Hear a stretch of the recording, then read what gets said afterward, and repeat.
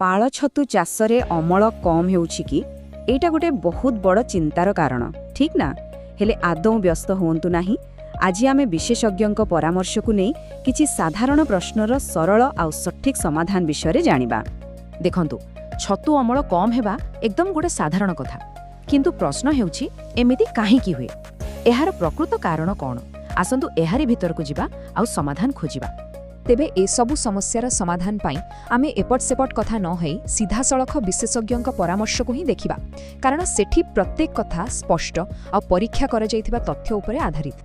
ଯେମିତି ଗୋଟେ ଭଲ ଘର ପାଇଁ ମୂଳଦୁଆ ମଜବୁତ ହେବା ଦରକାର, ଠିକ୍ ସେମିତି ଭଲ ଛତୁ ଚାଷ ପାଇଁ ସଠିକ୍ ପ୍ରସ୍ତୁତି ହେଉଛି ତାର ମୂଳଦୁଆ। ଆଉ ଏହି ମୂଳଦୁଆରର ପ୍ରଥମ ଇଟା ହେଉଛି ନଡ଼ା। ଆଚ୍ଛା, ପ୍ରସ୍ତୁତିର ସବୁଠୁ ପ୍ରଥମ ଆଉ ସବୁଠୁ ବଡ଼ ଦ୍ୱନ୍ଦ୍ୱ, ପାଣିରେ କୋଉ ଚୁନ୍ ମିଶେଇବି?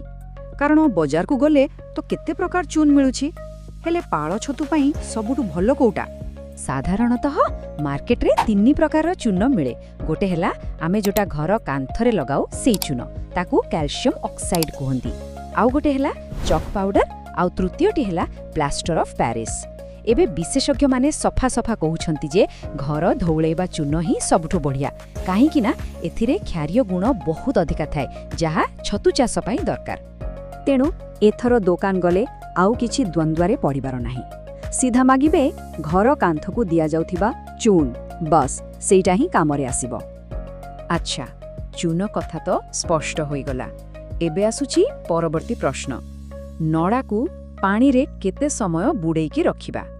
ଦେଖନ୍ତୁ, ଏହାର କୌଣସି ଗୋଟିଏ ଉତ୍ତର ନାହିଁ, କାରଣ ଏଇଟା ନିର୍ଭର କରେ ନଡ଼ାର କିସମ ଉପରେ। ଯଦି ନଡ଼ାଟା ବେଶୀ ଟାଣୁଆ ଅଛି, ମାନେ ଟିକେ କଠିନ, ତାହେଲେ ତାକୁ ଟିକେ ଅଧିକ ସମୟ ଦରକାର, ପ୍ରାୟ 9ରୁ 10 ଘଣ୍ଟା। ହେଲେ ଯଦି ନଡ଼ାଟା ନରମ ଅଛି, ତାହେଲେ 6ରୁ 7 ଘଣ୍ଟାରେ ବି କାମ ହେଇଯିବ। ଏହି ସମୟର ହିସାବ ଟିକେ ଠିକ୍ ଭାବେ ରଖିବାକୁ ପଡ଼ିବ, ନହେଲେ ପରେ ସମସ୍ୟା ହୋଇପାରେ। ଆଉ ଏବେ ଆସିଲା ଗୋଟେ ଗୋଲ୍ଡେନ ନମ୍ବର। ନଳାକୁ ପାଣିରୁ କାଢ଼ିବା ପରେ ସେଥିରେ ଓଦାଳିଆ ଅଂଶ କେତେ ରହିବା କଥା? ମନେ ରଖନ୍ତୁ, ଏହି ସଂଖ୍ୟାଟି 70%। ଠିକ୍ 70%। କିନ୍ତୁ କଥା ହେଉଛି, ଏହି 70%କୁ ମାପିବେ କେମିତି? କ'ଣ କିଛି ମେସିନ୍ ଦରକାର? ନା, ବିଲକୁଲ ନୁହେଁ। ଏଥିପାଇଁ ଗୋଟେ ବହୁତ ସହଜ ଦେଶୀ ଉପାୟ ଅଛି, ଯାହାକୁ ଚିପୁଡ଼ା ପରୀକ୍ଷା ବା ସ୍କୁଇଜ୍ ଟେଷ୍ଟ କୁହାଯାଏ। କରିବାକୁ କ'ଣ ହେବ? ଦେଖନ୍ତୁ, ବହୁତ ସରଳ। ମୁଠାଏ ଓଦା ନଡ଼ା ହାତକୁ ନିଅନ୍ତୁ, ତାପରେ ତାକୁ ପୁରା ଜୋରରେ ଚିପୁଡ଼ନ୍ତୁ। ଏବେ ଦେଖନ୍ତୁ କ'ଣ ହେଉଛି। ଯଦି ପାଣି ଧାର ଧାର ହୋଇ ବାହାରୁଛି, ତେବେ ଜାଣିବେ ନଡ଼ା ବେଶୀ ଓଦା ଅଛି। ଆଉ ଯଦି ହାତକୁ ଓଦା ହିଁ ଲାଗୁନି, ତାମାନେ ଦେଶୀ ଶୁଖିଲା ହୋଇଗଲା। ତେବେ ଠିକ୍ କ'ଣ? ଠିକ୍ ଅବସ୍ଥା ହେଉଛି ଚିପୁଡ଼ିଲେ ହାତ ଓଦା ଲାଗିବ, କିନ୍ତୁ ପାଣି ତଳକୁ ଟପ୍ ଟପ୍ ହୋଇ ପଡ଼ିବନି। ବସ୍ ସେଇଟା ହିଁ 70%। ହଉ, ତେବେ ନଡ଼ାର ମୂଳଦୁଆ ତ ପ୍ରସ୍ତୁତ ହୋଇଗଲା। ଏବେ ତା ଉପରେ କ'ଣ ଦେବା? ପୋଷଣ, କାରଣ ଭଲ ଫସଲ ପାଇଁ ସଠିକ୍ ଖାଦ୍ୟ ତ ନିହାତି ଦରକାର। ଆଉ ପୋଷଣ ପାଇଁ ବେଶୀ କିଛି ଖର୍ଚ୍ଚ କରିବାର ନାହିଁ। ବିଶେଷଜ୍ଞମାନେ ଗୋଟେ ବହୁତ ସରଳ ଆଉ ଶସ୍ତା ଉପାୟ କହିଛନ୍ତି। ସିଧା ହିସାବ, 3 ଭାଗ ନଡ଼ା ସହିତ ମିଶାଇବେ 1 ଭାଗ ବେସନ। ହଁ, ଆମେ ଯେଉଁ ଚଣା ଚୁନା ବ୍ୟବହାର କରୁ। এই ଛୋଟିଆ ମିଶ୍ରଣଟା ଛତୁକୁ ବଢ଼ିବା ପାଇଁ ଯାହା ଦରକାର ସବୁ ପୋଷଣ ଦେଇଥାଏ, ଆଉ ପକେଟ ଉପରେ ବି ବେଶୀ ଭାର ପଡ଼େନି। ତେବେ ନଡ଼ା ପ୍ରସ୍ତୁତ, ପୋଷଣ ବି ଦିଆଗଲା, ବେଡ୍ ବି ତିଆରି ହୋଇଗଲା। ଏବେ କାମ କ'ଣ?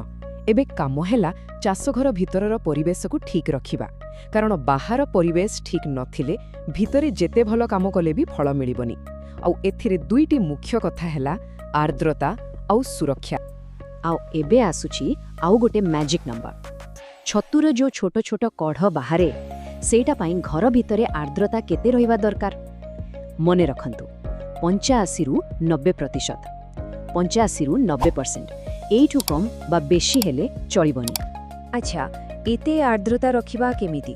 ତାର ବି ସରଳ ଉପାୟ ଅଛି। ପ୍ରଥମତଃ ଘରର ଚଟାଣକୁ ଓଦା ରଖନ୍ତୁ। ଆଉ ଗୋଟେ ବଢ଼ିଆ ଟ୍ରିକ୍ ହେଲା, ନଡ଼ା ବୁଡ଼େଇବା ପାଇଁ ଯେଉଁ ଚୁନୁ ପାଣି ବ୍ୟବହାର କରାଯାଇଥିଲା, ସେଥିରୁ ଯାହା ବଳି ପଡ଼ିଲା ତାକୁ ଫୋପାଡ଼ନ୍ତୁନି, ସେଇ ପାଣିକୁ ଚଟାଣରେ ଛିଞ୍ଚି ଦିଅନ୍ତୁ। ଏଥିରେ 2ଟା ଲାଭ, ଗୋଟେ ତ ଆର୍ଦ୍ରତା ବଢ଼ିବ, ଆଉ ଦ୍ୱିତୀୟରେ ଚୁନୁ ପାଇଁ କୌଣସି ସଂକ୍ରମଣର ଭୟ ବି ରହିବନି। ଆଉ ହଁ, ସଠିକ୍ ମାପ ପାଇଁ ଗୋଟେ ଛୋଟ ହାଇଗ୍ରୋମିଟର ବ୍ୟବହାର କଲେ ସବୁଠୁ ଭଲ। ଠିକ୍ ଅଛି, ଏବେ ଆମେ ପହଞ୍ଚିଗଲେ ଶେଷ ପର୍ଯ୍ୟାୟରେ, ଆଉ ଏଇଟା ହେଉଛି ସବୁଠୁ ସମ୍ବେଦନଶୀଳ ସମୟ। ବେଡ୍ ଉପରେ ଫିମ୍ପି ପୁରା ଧଳା ହୋଇ ଛାଇଗଲାଣି। ଏବେ କ'ଣ କରିବ? ଏହି ସମୟର ନିଷ୍ପତ୍ତି ହିଁ ଅମଳ କେତେ ହେବ ତାହା ସ୍ଥିର କରିବ। ଆଉ ଏହି ସମୟରେ ସମସ୍ତଙ୍କ ମନରେ ଗୋଟିଏ ହିଁ ପ୍ରଶ୍ନ ଥାଏ, ବେଡ୍ ଉପରୁ ପଲିଥିନ୍ଟା କେବେ କାଢ଼ିବା? କାରଣ ଟିକିଏ ଆଗରୁ କାଢ଼ିଦେଲେ ବି ସମସ୍ୟା, ଆଉ ଡେରିରେ କାଢ଼ିଲେ ବି ଅମଳ କମିଯିବ। ତେବେ ନିୟମଟିକୁ ଭଲ ଭାବେ ମନେ ରଖନ୍ତୁ।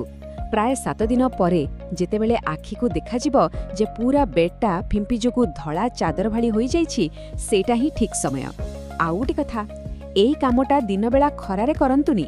ସବୁବେଳେ ସକାଳୁଆ କିମ୍ବା ସନ୍ଧ୍ୟାବେଳାର ଥଣ୍ଡା ପାଗରେ ହିଁ ପଲିଥିନ୍ କାଢ଼ନ୍ତୁ, ନହେଲେ ଫିମ୍ପି ଉପରେ ଗରମର ଝଟକା ଲାଗିପାରେ। ପଲିଥିନ୍ ତ କାଢ଼ିଦେଲେ, ଏବେ ଆସିଲା ପାଣି ଦେବାର ସବୁଠୁ ଗୁରୁତ୍ୱପୂର୍ଣ୍ଣ ଫର୍ମୁଲା। ଧ୍ୟାନ ଦେଇ ଶୁଣନ୍ତୁ।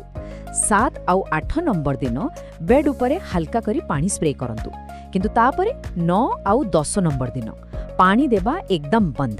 ଏଇଟାକୁ କୋଲ୍ଡ ଶକ୍ ବା ଥଣ୍ଡା ଆଘାତ କୁହାଯାଏ। ଏମିତି କଲେ ଫିମ୍ପି ଫଟାଫଟ ଛତୁ କଢ଼ ବାହାର କରେ।